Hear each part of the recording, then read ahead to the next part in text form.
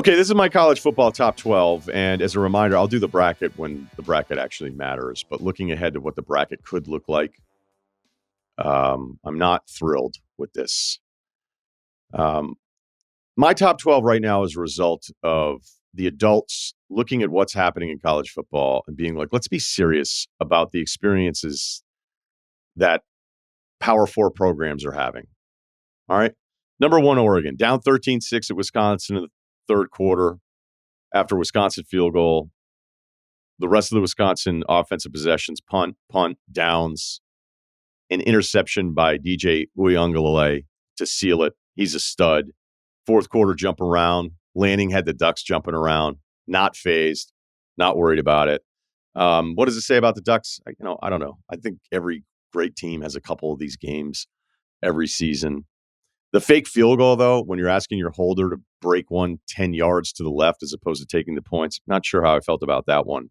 But the Ducks stay undefeated, and they stay at number one. Number two, Ohio State, down 7-0 against Northwestern. They just roll. Will Howard now, a 24-5 split on touchdowns, interceptions, completing 73% of his passes. All right, number three, Texas. The Arkansas game was a little weird. Texas was 4 of 15 on third down. So after we felt great about their offense against, I think, a decent opponent in Florida, despite the record, and they put it on him, they did not do so against Arkansas, which I also think falls into the decent opponent category, despite the record. But the defense was great in this one. Defensive lineman, number 95, Alfred Collins for Texas, just an absolute game record. So I've got Bama number 4. And let me get through 4, 5, 6, and then 7, and then maybe you'll understand where I'm coming from here. So after the 24-17 loss against Tennessee, they beat Missouri 34-zip. But again, that was with Mizzou's backup. And then they trounce LSU, I know, because I was there. So they've got wins against Georgia and LSU. I think that matters. I think that's more impressive than what other teams have done behind them. At number 5, I have Georgia. It's not so much about the head-to-head because I should probably have Georgia ahead of Texas, but with the extra loss, not really sure what to do here. But let's look at what we're really comparing here when we talk about Georgia and Indiana. Georgia is 8th in the AP and the coaches poll. Georgia has played Clemson, Bama, Texas, Ole Miss, Tennessee, who they beat 31-17. Number 11, Javon Walker, is my hero for Georgia. What he did on the last possession against Nico. And again, it was a competitive game. Tennessee's up, but Beck finally put this last month behind him and just had a moment in that game where it looked like he had just turned things on and started looking like a guy we're used to or we expect to see all the time.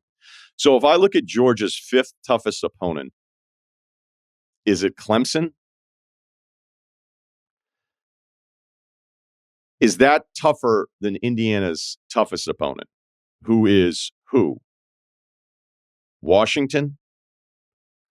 Michigan? Here are the records of the opponents for the Indiana Hoosiers.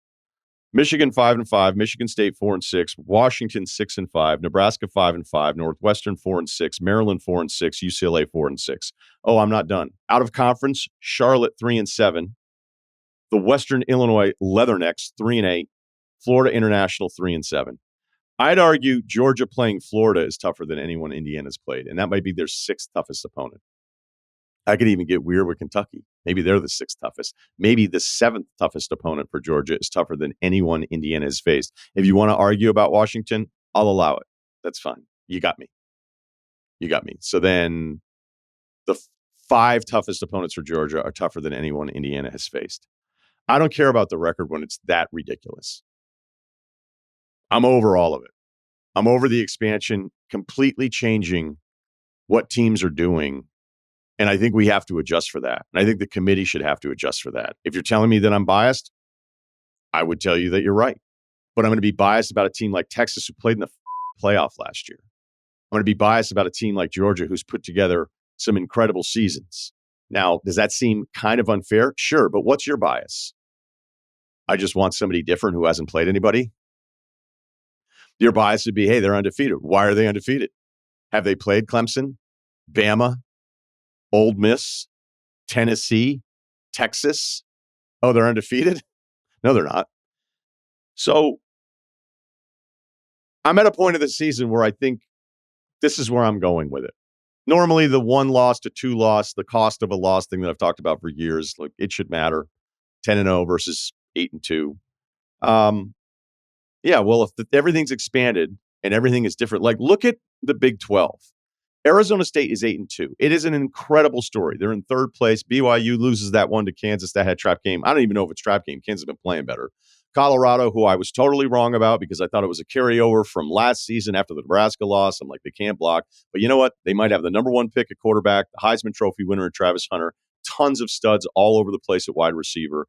And, like they still can't run the football. So I don't know that they've solved all of their offensive problems, but it doesn't look like Shador's going to get killed at halftime every single game anymore. But how is this happening?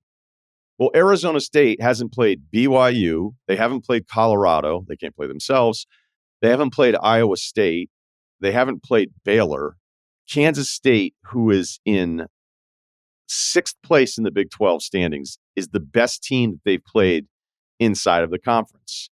And you could play the same game here with Colorado. So what's happening here with expansion is we have teams, even into mid-November, skating through the easiest parts of their schedule.